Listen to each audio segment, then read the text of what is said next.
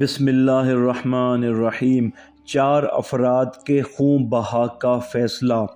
امام جعفر صادق علیہ السلام روایت فرماتے ہیں کہ فرمایا رسول خدا صلی اللہ علیہ وآلہ وسلم نے امیر المومنین علی علیہ السلام کو یمن کا قاضی بنا کر بھیجا۔ اسی دوران کچھ افراد نے شیر کو شکار کرنے کے لیے ایک گہرا گڑھا کھودا۔ شیر اس گڑھے میں گر گیا۔ اب شیر کا تماشا دیکھنے کے لیے وہاں لوگوں کا ایک جم غفیر جمع ہو گیا۔ شیر کو دیکھنے کے لیے لوگ ایک دوسرے کو دھکے دینے لگے۔ اتنے میں ایک شخص کا پاؤں پھسل گیا۔ جیسے ہی وہ گڑھے میں گرنے لگا، اس نے گرتے ہوئے گڑھے پر کھڑے ہوئے ایک دوسرے شخص کا دامن پکڑ لیا۔ اس دوسرے شخص نے کسی تیسرے مرد کا دامن پکڑ لیا اور اس تیسرے شخص نے بھی کسی اور کا دامن پکڑ لیا اور یوں 4 افراد گڑھے میں گر گئے۔ شیر نے ان 4 کو چیر پھاڑ کر ہلاک کر دیا۔ نزدیک کھڑے ہوئے ایک شخص نے لپک کر شیر کے سر پر تلوار کا وار کیا اور اسے مار ڈالا۔ اس کے بعد تمام افراد اس پہلے شخص کے گھر کی طرف روانہ ہوئے جس نے گڑھے میں گرتے ہوئے ایک دوسرے شخص کا ہاتھ پکڑ لیا تھا، اور اس دوسرے شخص نے بھی ایک تیسرے شخص کو پکڑ لیا تھا، حتیٰ کہ 4 افراد شیر کے گڑھے میں گر کر ہلاک ہو گئے۔ اس وقت ان تمام افراد کا پہلے شخص کے ورثاء سے ایک ہی اصرار تھا کہ تم لوگ ان 3 افراد کی دیت ادا کرو، کیونکہ تمہارا آدمی ان 3 اشخاص کی ہلاکت کا سبب بنا ہے۔ پہلے آدمی کے ورثاء نے کہا ہمارے آدمی سے صرف ایک آدمی کی ہلاکت ہوئی ہے، اس لیے ہم ایک آدمی کا خون بہا دیں گے، نہ کہ 3 کا۔ اس بات پر دونوں طرف کے لوگوں میں خوب اختلاف بڑھ گیا۔ مقتولین کے ورثاء نے تلواریں کھینچ لیں اور آپس میں جھگڑنے لگے۔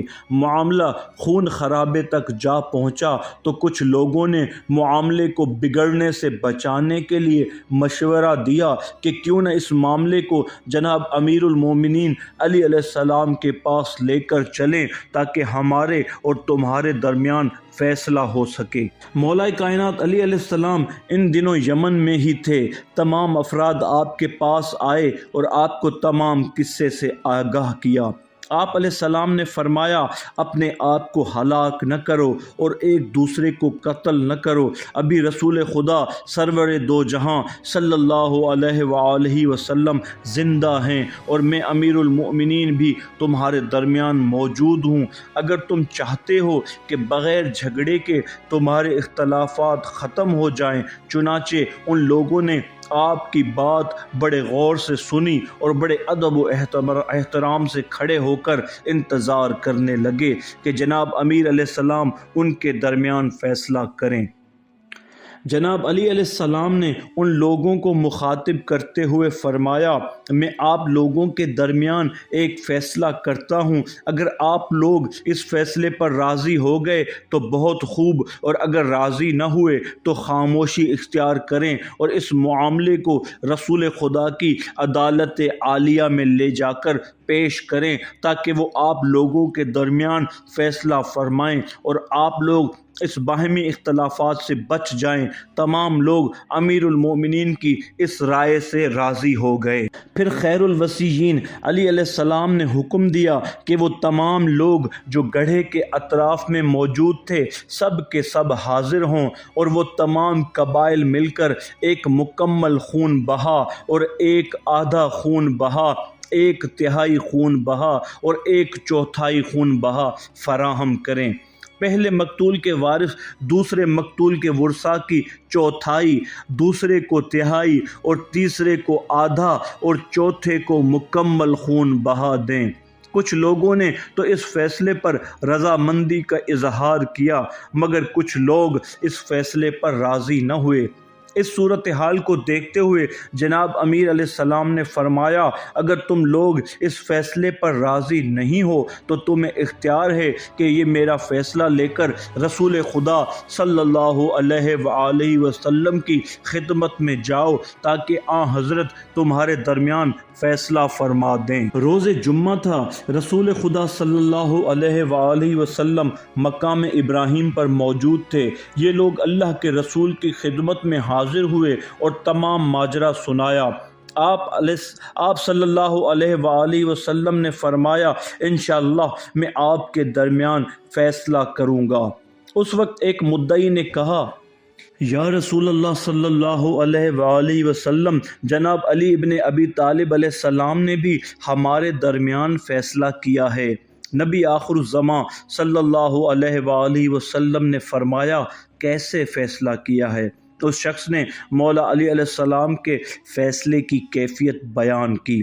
سرور دو جہاں نے جب علی علیہ السلام کا فیصلہ سنا تو فرمایا فیصلہ تو ایسے ہی ہے جس طرح علی علیہ السلام نے فرمایا ہے، تمام مجمع آپ کے فیصلے پر راضی ہو گیا۔ شیخ مفید رحمۃ اللہ علیہ نے اس روایت کو یوں بیان کیا ہے کہ پہلا شخص جو پاؤں پھسلنے کی وجہ سے گڑھے میں گرا تھا اس کا خاندان خون بہا نہیں لے گا، لہٰذا ان کو چاہیے کہ 1/3 خون بہا دوسرے آدمی کے ورثاء کو دیں، کیونکہ اس نے اسے پکڑا تھا اور اس دوسرے شخص کی ہلاکت کا سبب بنا۔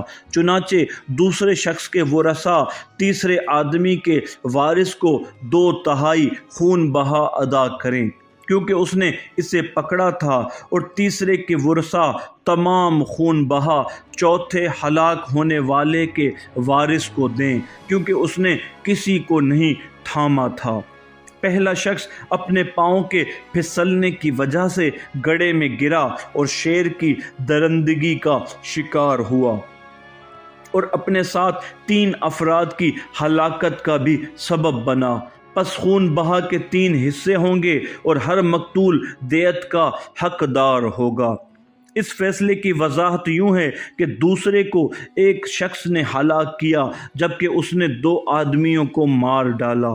اس بنا پر 2/3 خون بہا تیسرے مقتول کے ورثاء کو اور 1/3 پہلے مقتول کے وارث لیں گے، اور تیسرے کے وارث تمام خون بہا چوتھے کے ورثاء کو دیں گے، کیونکہ چوتھے شخص نے تو کسی کو ہلاک نہیں کیا۔